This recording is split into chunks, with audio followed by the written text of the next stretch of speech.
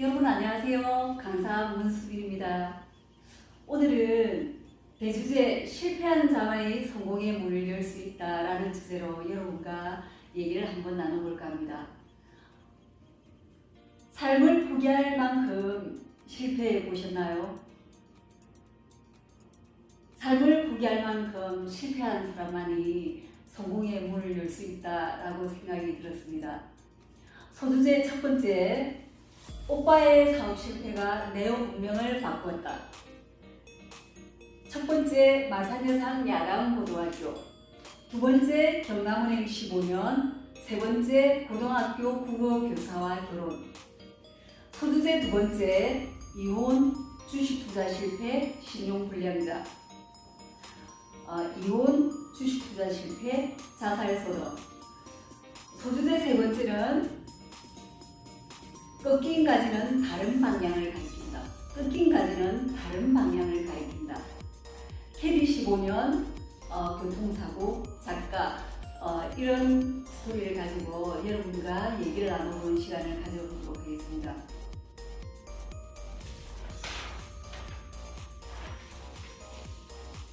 실패한 자만이 성공할 수 있다. 실패한 자만이 성공의 문을 열 수 있다.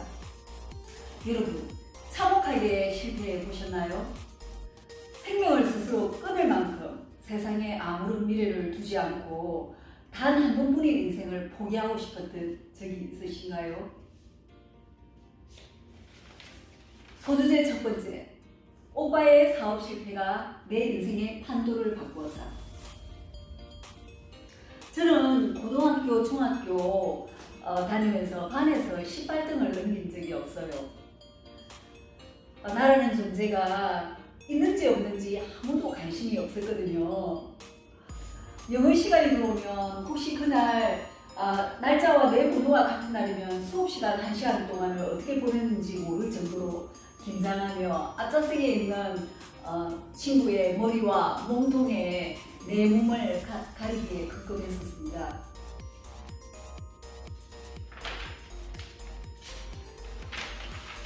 수학 시간에는 칠판에 적혀있는 문제들을 풀라고 선생님이 내 고도를 호출하면 단 한 번도 문제를 풀지 못했어요. 칠판에 바로 앞에 앉아서 계속 이렇게 그냥 서 있기만 했었거든요. 그만큼 영어와 수학이 저는 취약했습니다. 그런데 내 평생 처음으로 고등학교 입시를 앞두고 머리가 튀인 거예요. 머리가 튀었다는 얘기 들어보셨죠?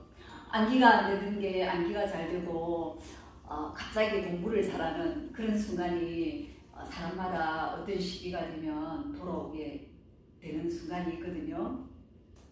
중학교 3학년 2학기 때 국사시험을 내 인생 최초로 반에서 저 혼자 만점을 맞은 거예요.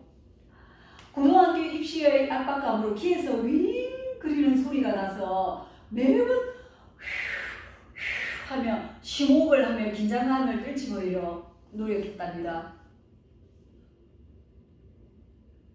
마산여상 고등학교 입시 결과가 어땠을까요?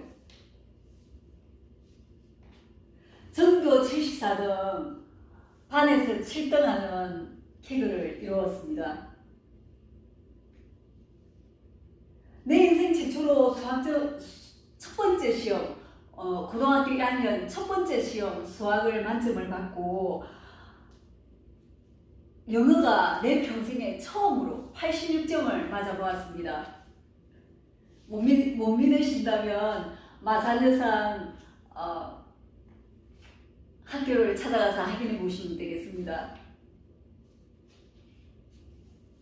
저는 고등학교를 들어가서 수업 시간에 잠이 쏟아지면 수업이 끝나고 나면 옥상에 올라갑니다. 그래서 30cm 플라스틱 자를 가지고 제 얼굴을 막 때리면서 잠을 쫓았던 그런 기억이 납니다.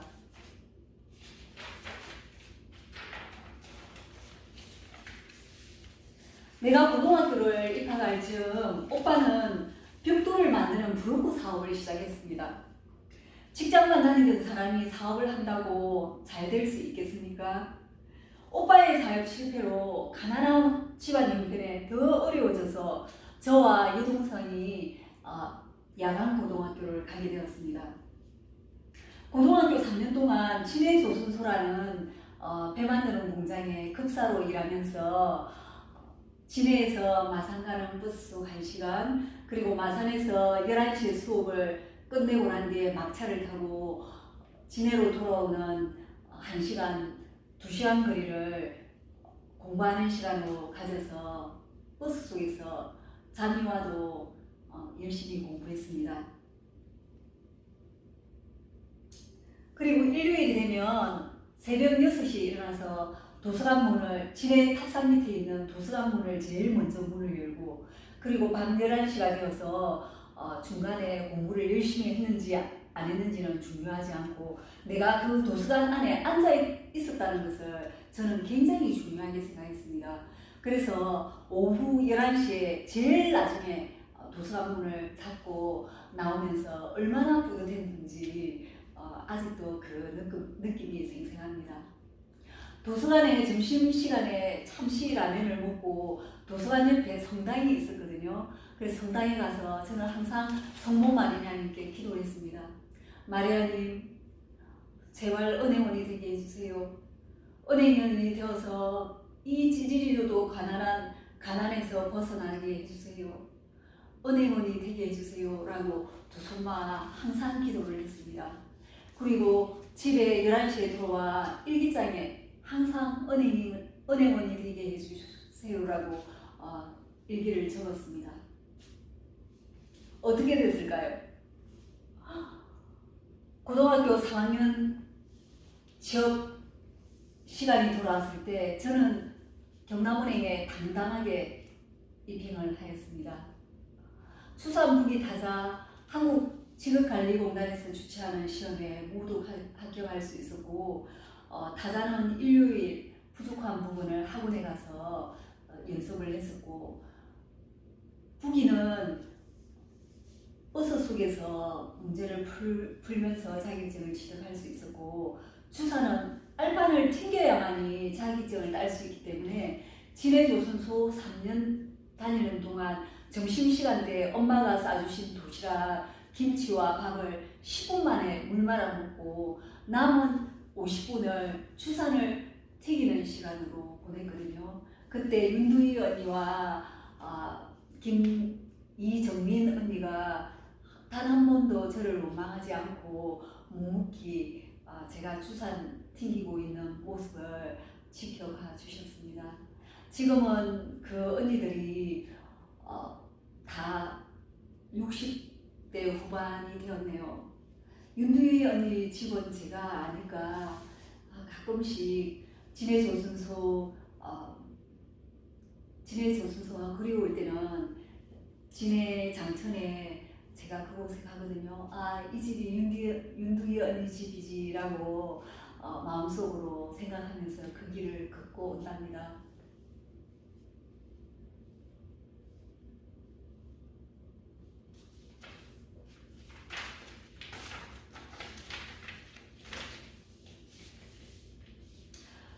경남은행에서 합격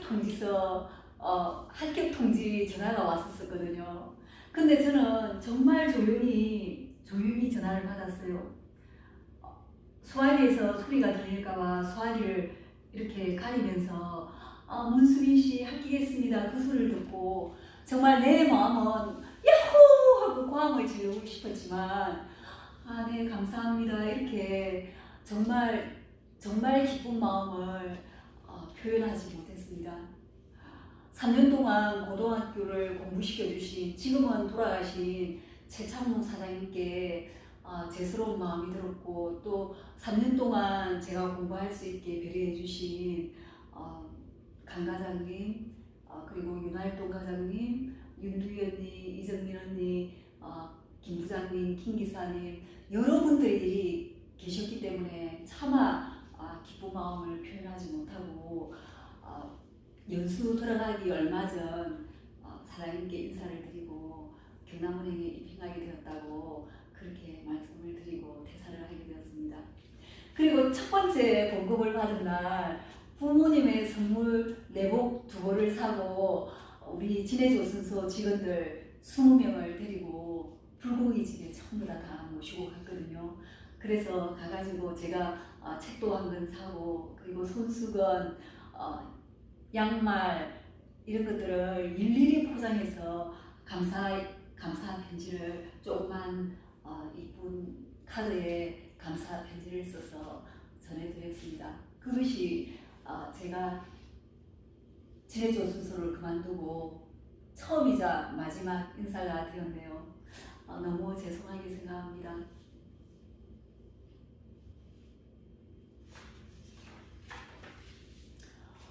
소주제 두 번째, 이혼 주식 투자 실패 신용불량자. 저는 85년도에 입행하여 15년 동안 경남은행에 근무할 수 있는 제 인생의 첫 번째 대원을 맞이했습니다. 비서실 심사부, 검사부에 근무했고 여러 지점에 근무했으며 시의 정부에도 근무했습니다. 마산여상 야간고등학교를 다녔기에 저는 더없이 노력해야 했고 점심시간 10분 만에 밥을 먹고 나머지 20분은 은행 규정집이나 자기계발서를 꼭 책을 읽었습니다. 9시에 업무를 마치면 꽃꽂이 학원 그리고 메이크업 학원을 다녔고 입행과 동시에 한국방송통신대학 가정학과에 원서를 넣어서 6년 동안 출석 수업을 병행하면서 6년 과정을 이수하였습니다. 3,000명이 넘는 여자, 남자 전 직원 중에 업무 연수 시험에 1등을 하여 저의 입행 동기 중에 1개월 정도로 승진을 빨리 했습니다. 그리고 이재진 은행장님으로부터 고객 서비스 최우수 직원으로 선정되어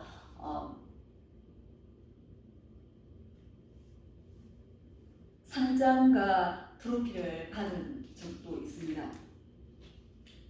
그만큼 저 자신과 치열하게 살았습니다.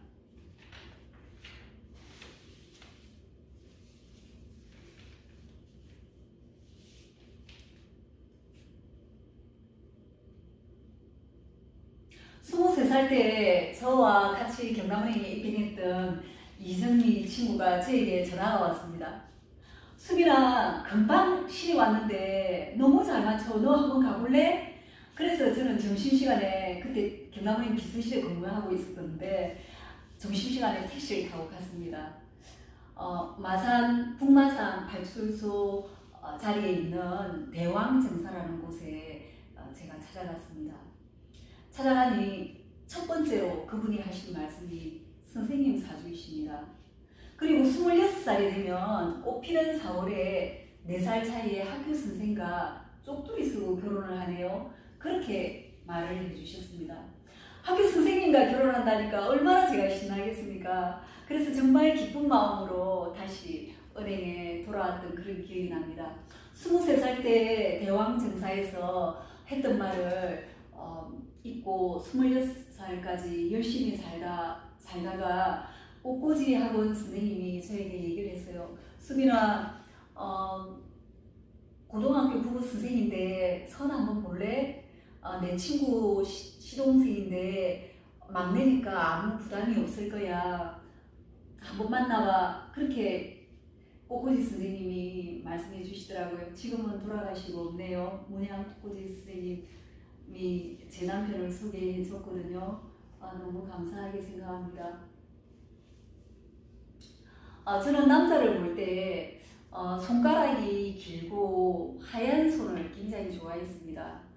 그리고 필체가 아주 멋있는 사람을 저는 좋아하는 경향이 있었거든요. 그래서 내가 결혼했던 전 남편 역시도 손가락이 아주 하얗고 길고 그리고 필체가 명필이었습니다. 그래서 저희는 3번 만나 결혼했습니다. 정말 대왕정사 님께서 말씀하신 대로 마산문화원에서 쪽두리 쓰고 90으로 결혼했습니다. 남편은 국어선생이다 보니까 자기의 꿈이 90으로 결혼하는 게 꿈이었다고 하더라고요. 그래서 결혼식 전날에 경남도청에서 드레스를 입고 촬영을 하고 그 다음날 마산문화원에서 구식으로 결혼했습니다. 근데 남편과 저는 정말 닮은 꼴인 사람인 것 같아요. 남편은 4월 23일 날 날짜를 받아놓고 결혼할 사람을 찾았고, 저 역시는 26살 봄에 결혼하지 않으면 죽을 것이다라는 마음을 가지고 있었거든요. 그러니까 서로가 시기가 맞았고 또 직장이 있고 조건이 맞았기 때문에 세 번 만나자 전 남편이 저에게 얘기했습니다. 월세방부터 살 수 있겠습니까? 그렇게 저한테 물어보더라고요. 그래서 제가 대답했습니다. 네, 짧게. 네, 그렇게 대답했습니다. 그리고 저희는 세 번 만나서 결혼을 했습니다.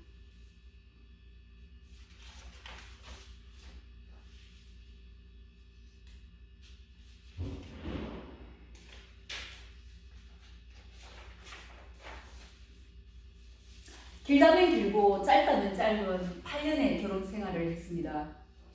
4년은 딸을 낳고 시골의 시부모님이 딸을 키워주시기 때문에 4년 동안 일요일에 시댁에서 딸과 시간을 보냈기에 우리는 결혼 생활은 그 지금 4년 정도밖에 하지 못했다고 생각합니다.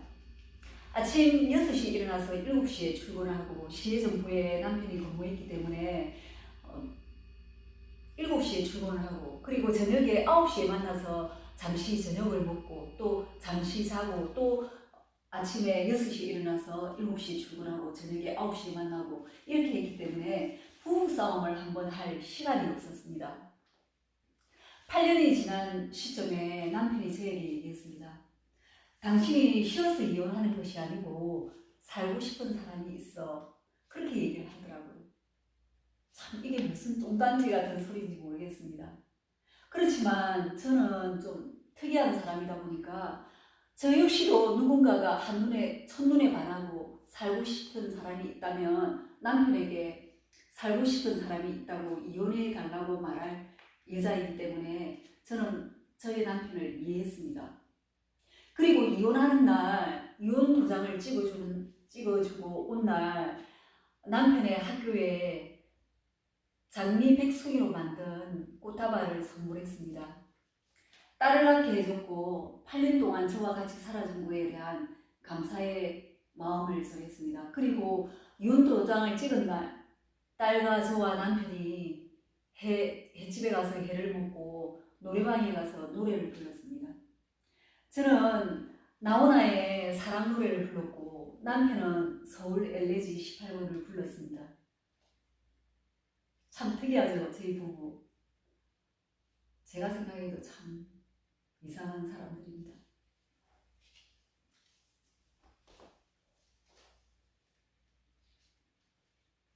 근데 제가 남편을 미워하지 않는 이유가 있어요. 제가 결혼할 당시 오빠의 사업 실패로 26살 결혼할 때까지 오빠의 빚을 갖고 있었거든요. 엄마가 돌아가시기 전까지는 엄마와 저가 오빠의 빚을 갚았는데 제가 결혼할 자금이 없어서 경남은행 영업부에 1,000만 원 대출을 받아서 결혼을 했습니다. 결혼을 하고 난 뒤에 남편이 한 달 뒤에 그 1,000만 원을 갚아주더라고요. 그래서 저는 남편에 대한 어떤 미워하는 감정이 없습니다, 사실. 이혼하고 지금 24년이 흘렀는데 단 한 번도 만난 적이 없습니다. 그렇지만 그렇게 미워하는 마음은 없습니다.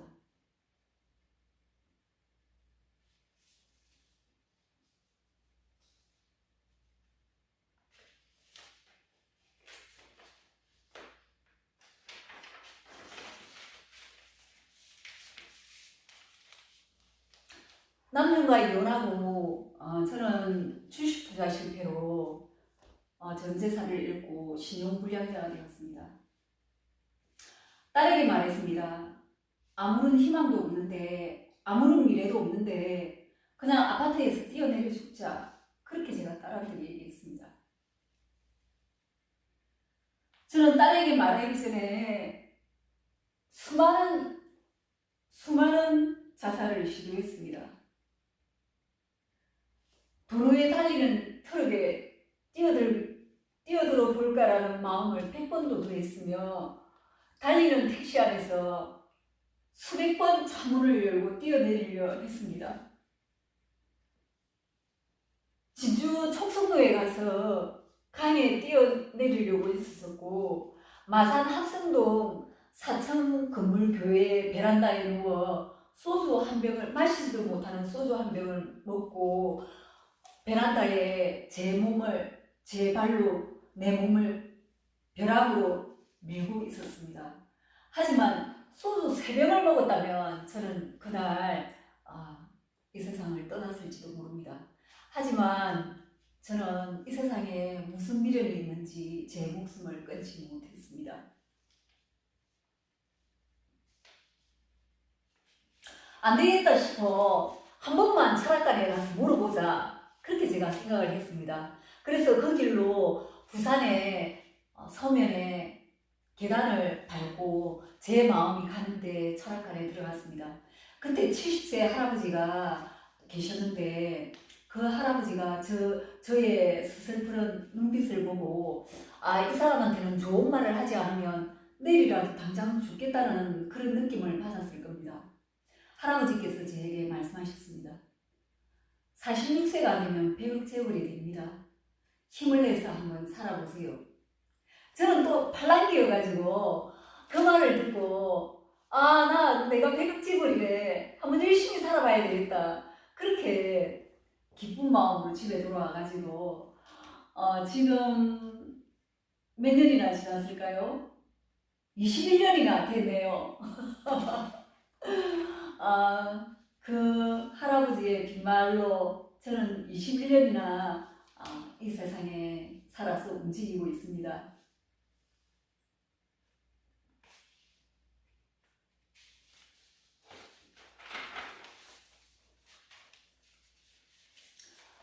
주식 투자로 실패해서 단돈 10,000원이 없었을 때 결혼 폐물은 정말 헐값에 다 팔아버리고 딸과 3일 동안 물만 먹고 살기도 했습니다. 그리고 라면 한 봉지로 6개월 동안 라면 한 봉지로 끼니를 때웠습니다. 정말 이렇게 살면 안 되겠다. 딸을 3일 동안 물만 먹였을 때 저는 엄마이기 때문에 결심했습니다. 양산에 있는 오빠 집에 가야 되겠다. 쌀이라도 좀 얻어와야 되겠다라고 생각했습니다. 그래서 저녁 7시에 오빠 집 근처에 공원까지 가서 공원에 앉아서 생각했습니다. 10시까지. 오빠 집에 가서 뭐라고 얘기하지? 쌀이 없다고 할까? 라면이 없다고 할까? 그렇게 계속 주저주저 하다가 10시가 돼서 이제는 용기를 내야 된다고 생각했습니다.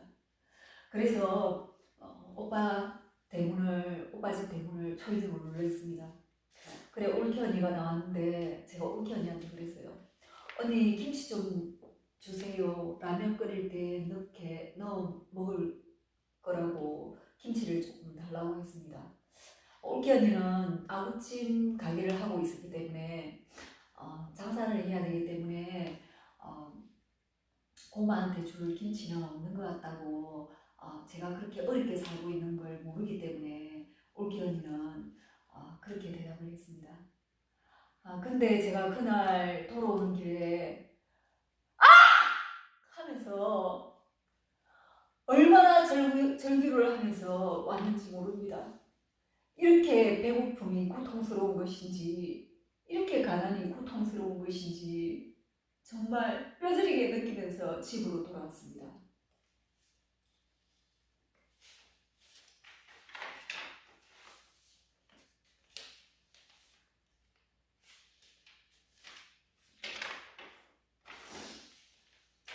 소주제 3번째, 꺾인 가지는 다른 방향을 가리킨다. 테디 15년, 모든 것은 연결되어 있다. 나는 이곳에 43세에 이력서를 들고 경기가에 찾아갔습니다.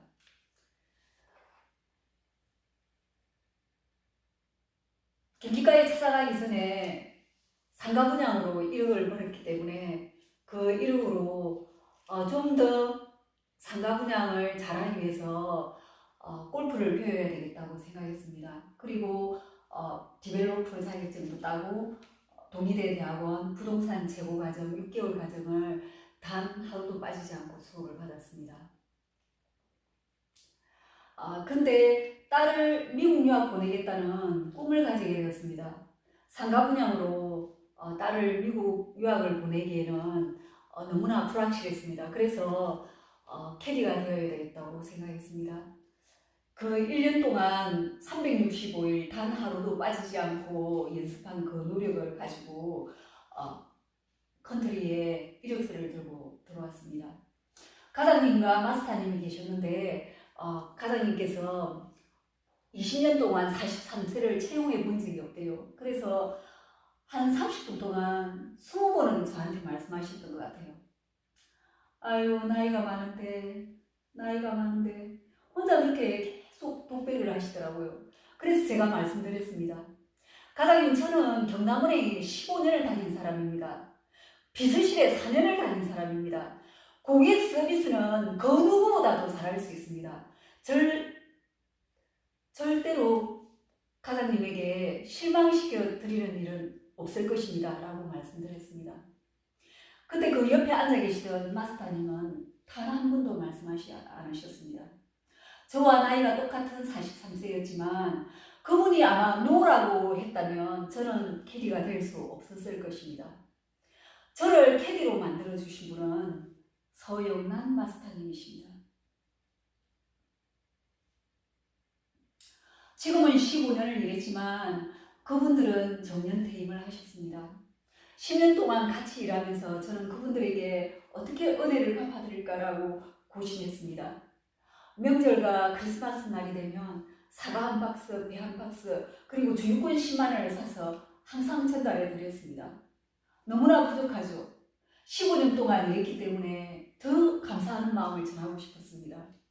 하지만 딸을 미국 유학을 보내야 되기 때문에 마음을 자제했습니다. 정말 홍상표 과장님과 서영란 마스터님께 진심으로 감사드립니다.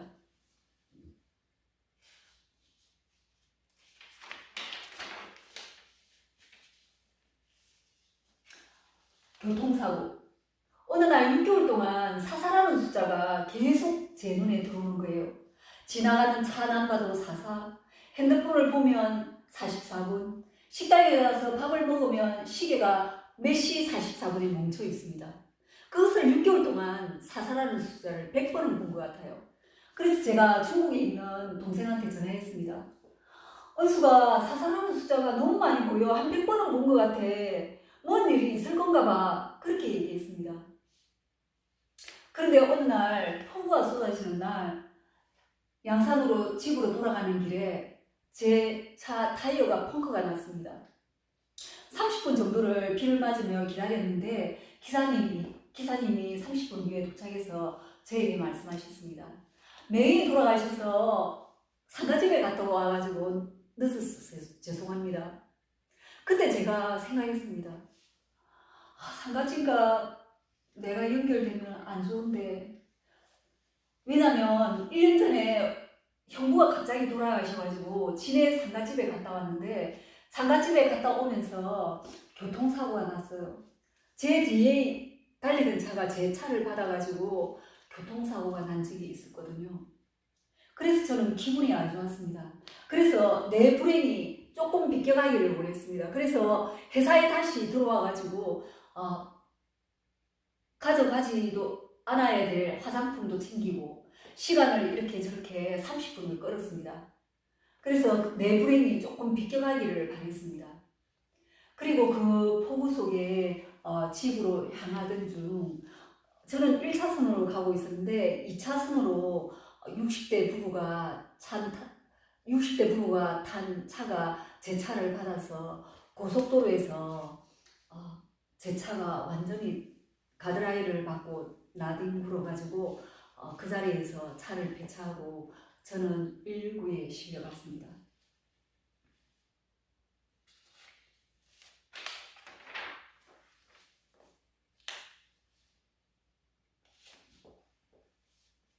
(1년 6개월) 동안 목이 비틀어지고 다리를 기부스한 상태였기 때문에 일을 할 수 없었습니다. 근데 이게 교통사고라는 이 불행이 저에게는 행운이었습니다.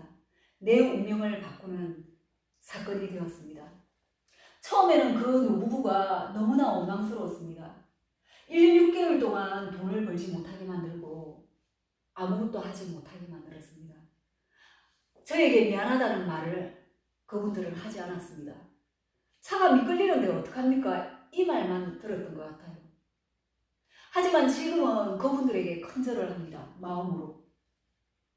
1년 6개월 동안 쉬는 동안 한 책협 김태강 대표님을 만나서 2권의 책을 쓰고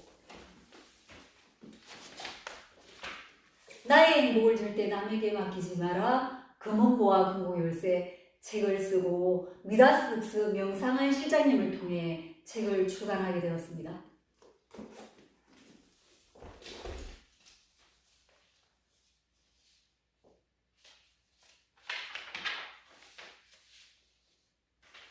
교통사고를 낸 그 사람들은 원망했지만 불행은 나의 운명을 작가로 바꾸어 주었습니다.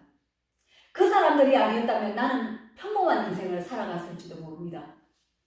살다 평범하게 꿈 없이 아무런 희망 없이 아무런 돌파구 없이 이 세상을 떠났을 것입니다. 지금은 그분들에게 너무나 감사하고 있습니다.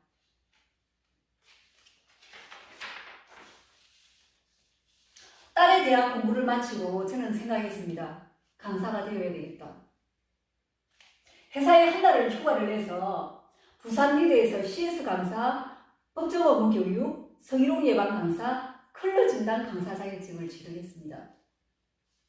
그리고 지금은 블로그, 유튜브로 살아가고 있습니다. 모든 것은 다 연결되어 있습니다. 내가 왜 교통사고를 당했는지, 내가 왜 이혼했으며, 내가 왜 주식 투자로 실패했으며, 신용불량자가 되었으며, 오빠의 사업 실패로 내 운명이 어떻게 바뀌어졌는지 모든 것은 37년이 지난 이 시점에 알게 되었습니다. 모든 것은 연결되어 있다는 것을. 오빠의 사업 실패는 나를 경남은행 15년을 다니게 해주었고 고등학교 국어 선생과 결혼을 할 수 있는 행운을 잡아주었습니다. 이혼과 주식 투자 실패는 캐디 15년, 작가 유튜브로 강사로 인생의 막을 열 수 있는 돌파구가 되었습니다. 돌아가신 정주영 회장님의 말씀이 생각납니다. 실패는 있어도 포기는 없다. 실패한 사람만이 성공의 문을 열 수 있습니다. 여러분, 처절하게 실패하고 끝없이 도전하십시오. 이상 문수빈 강사였습니다.